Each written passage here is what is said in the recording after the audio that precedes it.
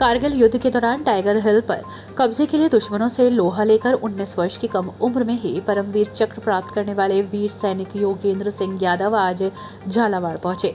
समाजसेवी और कांग्रेस नेता शैलेंद्र यादव ने श्री कृष्ण गौशाला समिति के तत्वावधान में उनका भव्य स्वागत किया और इस दौरान विभिन्न समाजसेवी संस्थाओं ने भी यादव का सम्मान कर खुद को गौरवान्वित महसूस किया। गौरतलब है कि कारगिल युद्ध के दौरान टाइगर हिल पर कब्जा पाने के दौरान परमवीर चक्र विजेता योगेंद्र सिंह यादव ने दर्जनों दुश्मनों को मौत के घाट उतार दिया था। इस दौरान खुद उन्हें भी दुश्मनों की बंदूकों से निकली गोलियों का शिकार होना पड़ा था, लेकिन उन्होंने वीरता के साथ लोहा लिया और टाइगर हिल पर कब्जे में अहम भूमिका निभाई। करीब 1.5 साल के लंबे उपचार के बाद वे पुनः स्वस्थ हो गए थे। योगेंद्र सिंह यादव ने 19 वर्ष की कम उम्र में ही परमवीर चक्र प्राप्त करने का रिकॉर्ड कायम किया है। आपको बता दें कि प्रातः श्री कृष्ण गौशाला पहुंचे परमवीर चक्र विजेता योगेंद्र सिंह यादव ने गौशाला के गौवंश को हरा चारा खिलाया और गौवंश का पूजन भी किया। इसके बाद गौशाला समिति सहित विभिन्न संस्थाओं द्वारा उनका पुष्पहार पहनाकर स्वागत हुआ।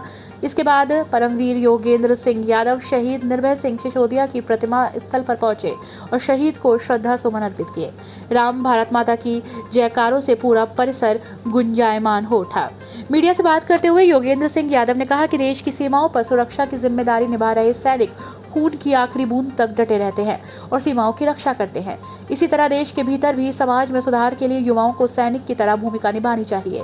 इस दौरान यादव ने सन 1999 में कारगिल युद्ध के समय टाइगर हिल की चढ़ाई के दौरान के सभी और कभी न भूल पाने वाले पलों को मीडिया और आमजन को अवगत कराया।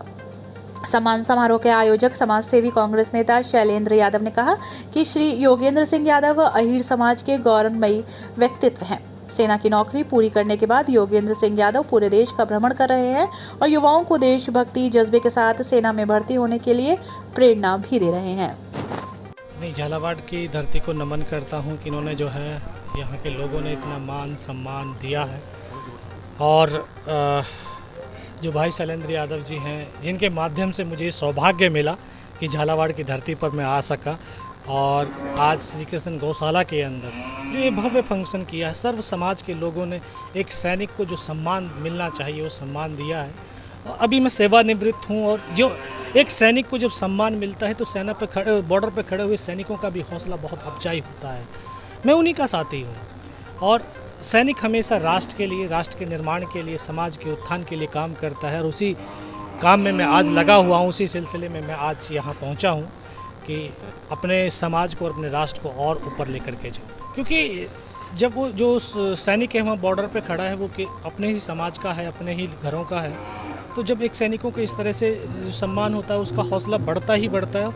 और सैनिक सिर्फ राष्ट्र की सीमाओं की रक्षा कर सकता है ना, आंतरिक रूप से समृद्ध और सशक्त करने के लिए तो हमें जो संस्थाएं हैं उनको सैनिक के भावनाओं के रूप में काम करना चाहिए, क्योंकि वो भी एक सैनिक है।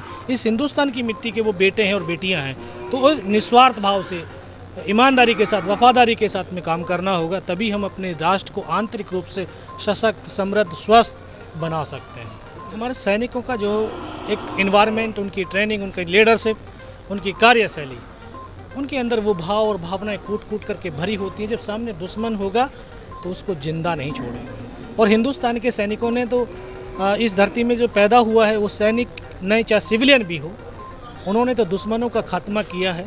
हमने आज़ादी के आंदोलन में देखा है कि जिन्होंने वर्दी नहीं पहनी थी, हंसते हंसते फांसी के फंदों को वो झूल गए थे, तो आज तो हमने वर्दी पहन करके कसम खाई है, तो कैसे हमारे इस देश की तरफ कोई आंख उठा सकता है। नौजवानों को क्या संदेश देना? नौजवानों से मेरा यही है कि अपने जिस भी क्षेत्र में आप काम कर रहे हैं सकारात्मक सोच के साथ और राष्ट्र को सर्वप्रथम रख करके काम करें और राष्ट्र को सशक्त बनाएं, समृद्ध बनाएं, क्योंकि युवाओं का राष्ट्र है।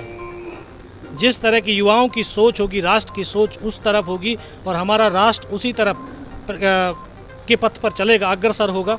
तो दिशा और दशा को बदलने में यूथ का बहुत बड़ा योगदान है।